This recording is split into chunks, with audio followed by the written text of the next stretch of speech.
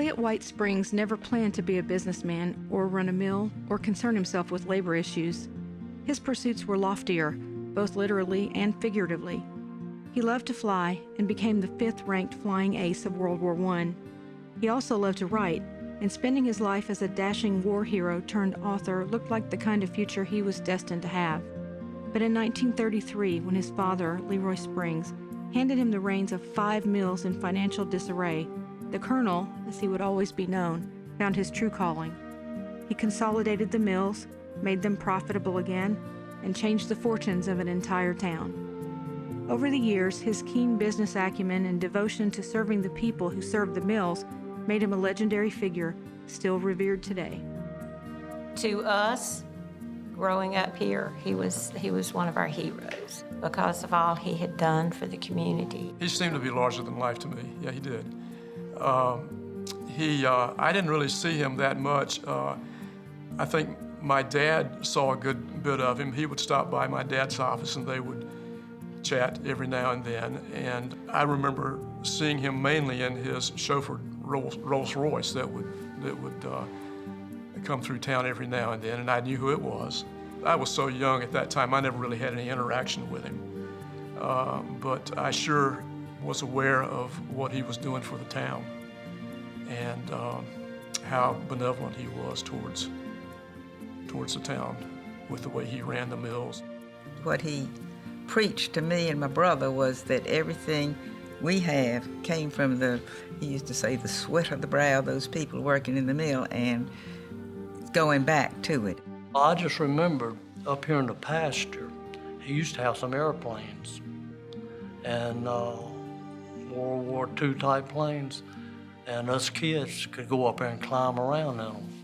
That was before OSHA, any of those people, and we could climb around in them, get up in the cockpits and just climb around, have a good time. When I first worked there weren't a whole lot of secretaries. I was a secretary. And then one time he had a big cake made his birthday cake in the shape of the office. So he invited everybody down for cake. He was very nice.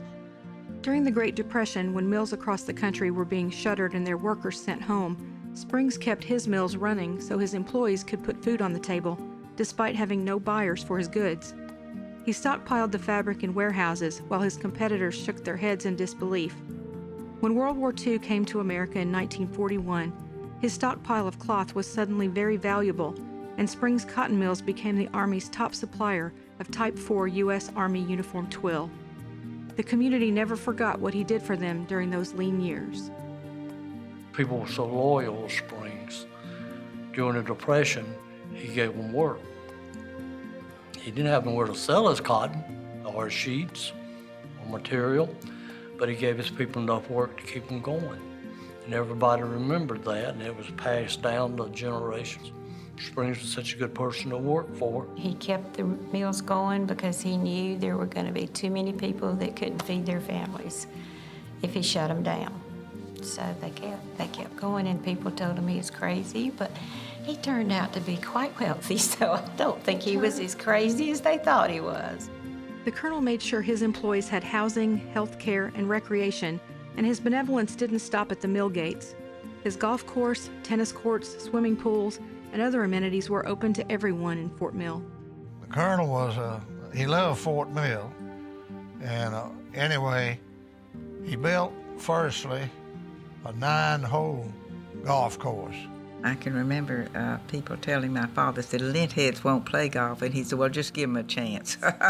And a lot of them have become very good golfers. So that was the first golf course, I think, in a mill community, but it's still going strong. Everybody that worked in the mill on shift played golf with the managers. The managers played golf with the town people.